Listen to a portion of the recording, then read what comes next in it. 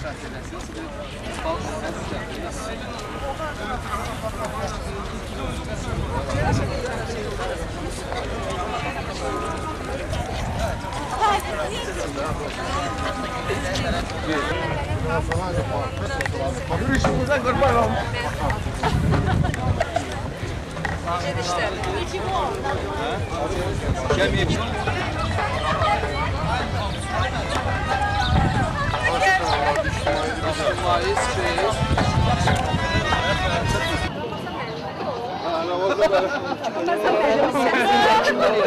Annem orada çağırıyor. O benim güzelliği.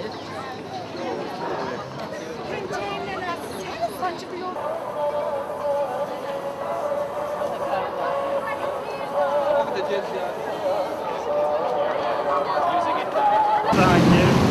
2004 yıldan Kızılaypara Cəmiyyətində könüllüyəm.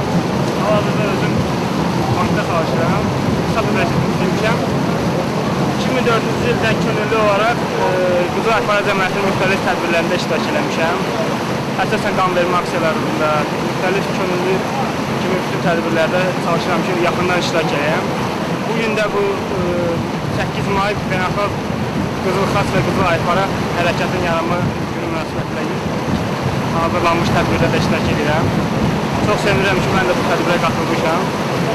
Bu illəri həm də beynəlxalq könüllülər ili kimi qeyd olunur və bu tədbirlərdə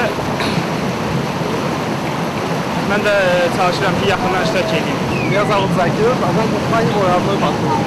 Я волонтер организации Красного полумесяца уже приблизительно 10 лет. Как раз 10 лет спустилось с того времени, когда Европейские ассоциации Красного полумесяца решили создать общее движение молодежи и волонтерства. За эти 10 лет мы сделали для волонтерства, для развития волонтерства в Азербайджане очень много. Ну, в самую первую очередь, конечно, социальные проекты, которые мы занимались в течение этих лет, в том числе и благотворительные акции в детских домах, социальное развитие и социальная реабилитация детей и так далее и тому подобное. Я бы хотел всем месседж оставить насчет этого года. Как вы знаете, все в этом году главный лозунг года молодежи, года волонтерства — это «Будь волонтером изнутри». Этот год волонтерства объявлен во всем мире, и главный месседж этого года — это «Будь волонтером изнутри». Я бы хотел всем ребятам, молодым ребятам с Европы, с Азии, с Африки, из всех других континентов подключиться к движению, молодежному движению Красного Креста и Красного полумесяца. Вот и все, в принципе, я закончил свой спич, и самое главное на моем родном языке.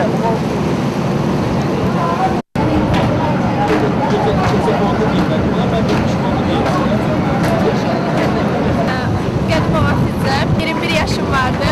Mən artıq 5 ildir ki, Kızılaypara Cəmiyyətinin könüllüsüyəm və gördüyüm işlərdən çox fəxr edirəm ki, Azərbaycan xalqına xidmət elədiyimə görə.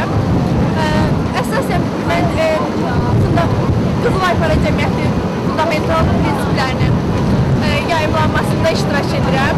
Məktəblərdə, təhsil ocaqlarında, o məktəblərdən təbliğat işinin aparılmasında yaxından kömək edirəm. Və bu cəmiyyətin könüllüsü olduğuma görə də fəxr eləyirəm. Prinsiplərin yayımı ilə yanaşı mobil dəstədə üzvüyəm. Mobil dəstə fövqəladə hallar zamanı çox yaxşı işləyir və mən o mobil dəstədə olduğum müddətdə çox şeylər öyrənmişəm. İlk yardımla bağlı, xilas etməklə bağlı.